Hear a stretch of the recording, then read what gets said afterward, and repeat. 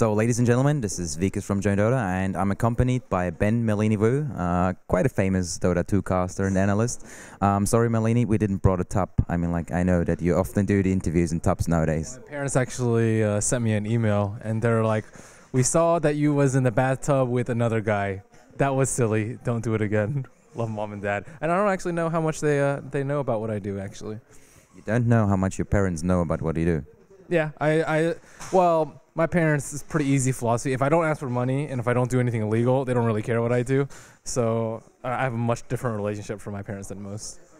Well, I mean, this is kind of good. I mean, like, you don't have to really ask for money if you cast in this kind of setup. But this is monetary things. This doesn't really bother.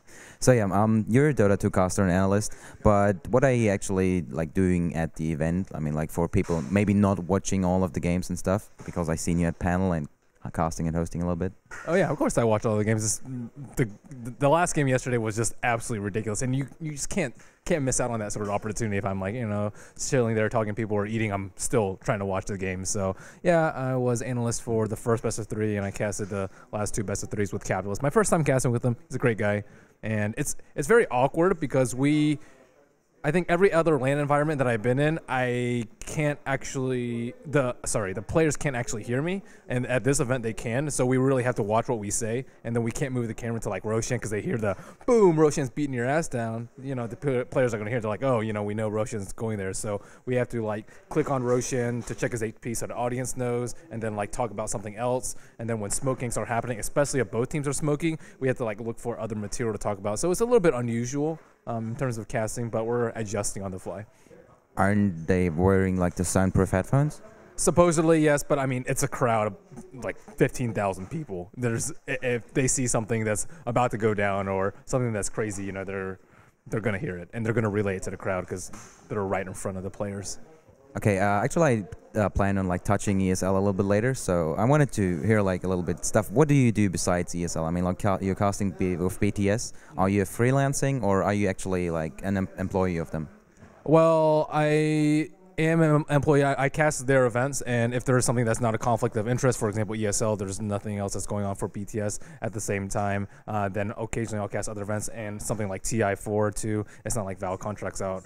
BTS is, you know, they ask individual players and commentators and whatnot. And then on the side, I have my own personal stream, twitch.tv/Merlini Dota, which I play a lot of Dota on. I think since I started in October 2012, I've had over 2,500 games. Yeah, I try to keep active. So I know I try to act like I know what I'm talking about when I cast, and it's not easy to do that if you don't play the game. Well, yeah, this is kind of hard.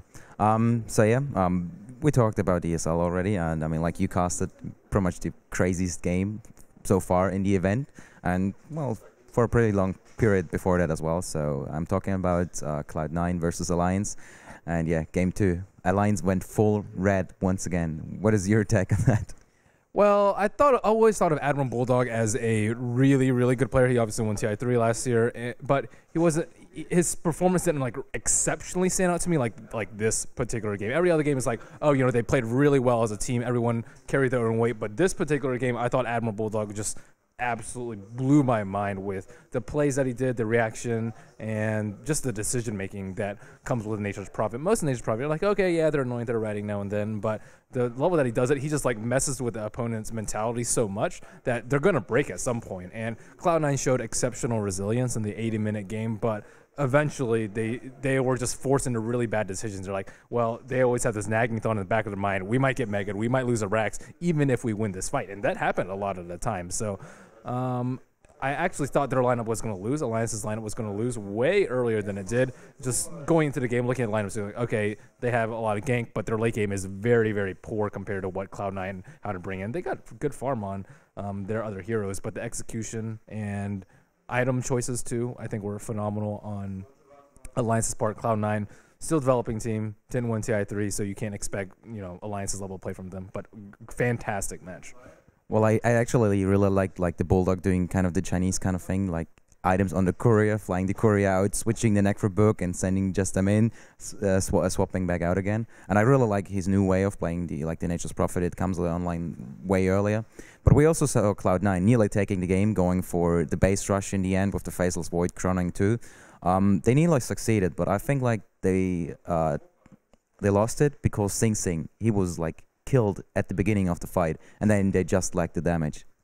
Well, Alliance knew that all they had to do was kill Sing Sing. He had BKB on him. They had a Lincoln Sphere from Enigma on him. So Cloud9 knew how important he was. He had, what, 2 Daedalus and 2 Battle Furies. And Alliance also knows that he's... No. Sing, didn't Sing play Marana? No, Eternal Envy played Marana.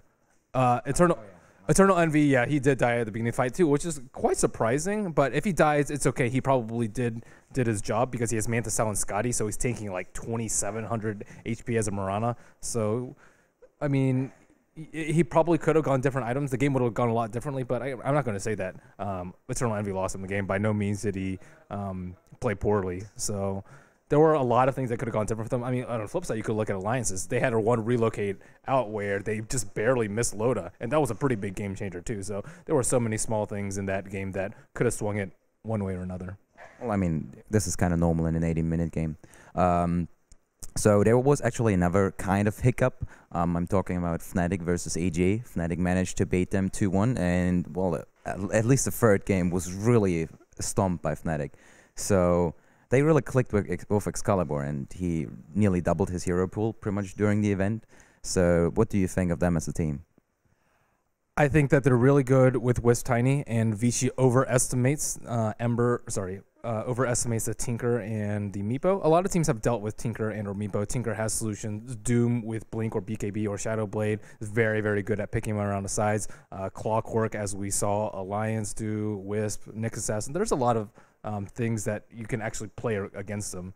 And Wisp Tiny is just incredibly difficult to deal with. I mean, Wisp plus anything is incredibly difficult to deal with, and a lot of teams have been looking for a solution for some time. There's some moderate ones like OD, which is usually banned out, like Disruptor, but Wisp Tiny, I think you have to ban it versus Fnatic, at least Wisp. And a lot of the teams will just straight up first ban Wisp just because they're so much better with that than other heroes. And Meepo also has solutions too. Vici had a really nice Ember Spirit, and they could have used Ember Spirit versus Meepo. Pretty much just destroys them most of the time until 40, 45 minutes plus, and even then it's still difficult for Meepo. And yeah, I think they could have banned a lot differently. And I wouldn't say that they overrated it, his Excalibur's hero pool, but at the same time, Excalibur didn't actually really carry each of those games. So they have to realize that Fnatic is a 5-man team. It's not 4+1. Well, I mean, like Chinese teams often kind of struggle with the Wisp. It seems to be the story. But going a little bit away from the ESL One, you have TI4 coming up, of course. Hell yeah. I love TI4. TI4 is just the most ridiculous tournament of the year. And if we see games like Game 2 of Alliance with Cloud9, there's going to be tons of those at TI. I mean, like, there's 10 million on the line. We just cracked the thingy. So, yeah, what are you going to do there? I mean, like, you be there as a caster or as an analyst or... Oh, actually, you're maybe not even supposed to talk about that. Maybe both. Okay, maybe both. Okay. What do you think, like, will Valve do this year with the prize money? I just assume you not know. I don't actually know. I would assume it's pretty similar to this year's last year's breakdown. Maybe give a little bit more to the bottom. I'm not going to say it was top heavy last year. It's just I think the lower players need to be rewarded. There's been some criticism towards, or comparison rather, towards a game like LoL where some of the players get salary, and I mean this may make them like try less hard to win because they know they're getting paid anyways, but at the same time it rewards teams that are good but not the best. And at TI you're going to have 8 teams eliminated before you even get to the main event, so those teams need to be rewarded because this is the tournament that they've been preparing for all year. And I think last year was maybe like 8 to 12,000 I think for 9th through 16th. Hopefully they bump that number up a significant amount so that these players can have a sustainable career. I didn't know actually, but I thought like last year's TI was the bottom 8 don't get anything. Oh no, they get paid. I'm fairly sure they get paid. Okay, but maybe they don't. Actually, you might be right. Well, maybe even like 7th through 8th, or whatever. I do think they need to just flip it up a little bit, because I mean, $10 million. If first place gets half of it, I mean, they're already 1 million plus. So, I mean, you have a lot of players just struggling, playing Dota all the time, and maybe just a bad sequence of luck or whatever it may be may just cause them to have an early exit to the tourney. And if you don't have the TI prize money, I mean, there's tournaments like ESL and whatnot, but still, it's difficult to make a decent living out of a Dota professional career. Yeah, I mean, like you have these star players like Navi, they can actually do that. But we also have like these small underdog teams, Team Dog, now Mouse Sports, and well, they will get there eventually. I mean, like the prize pool is growing, and especially in Europe, like a lot of events are coming up. So yeah, pretty much my last thing. Like, who do you think will win TI4? Which is your favorite? I think my top 4 are DK, EG, Alliance, and IG. Newbie probably pretty close 5th. As far as those, it's pretty much in line to like if you go to Dota 2 Lounge, they actually have a thing where you can bet on who you think is going to win. So it's pretty similar. I think most people expect DK to win, and then Alliance and EG fairly closely behind. Alliance having a more recent run, and it'll probably their odds will probably be a little bit worse after this one. So aside from that, any surprise teams that I think will make a run? I don't think so. I mean, TI4 is very rarely a surprise. Everyone knew last year that Alliance is probably going to win it, and before that, IG and Navi are going to be top contenders. Navi, I guess, is probably the one that actually deserves the most attention because we haven't actually seen them play at ESL. They could very well be 5th through 8th and just exit first round. In terms of TI4, though, I think they'll bring their game and will finish top 6 at least. Okay, well, this was Merlini, and you have 30 seconds for like shoutouts, Twitters, stuff like that. Whatever you want to do, go crazy. Sure. Shout outs to ESL One for having me here. Join Dota, of course. Beyond the Summit for all they do for me. Twitch, of course, and twitter.com/Merlini Dota. I'm not one for shout outs mostly, but thank you very much, sir. Okay. So, ladies and gentlemen, more interviews coming up.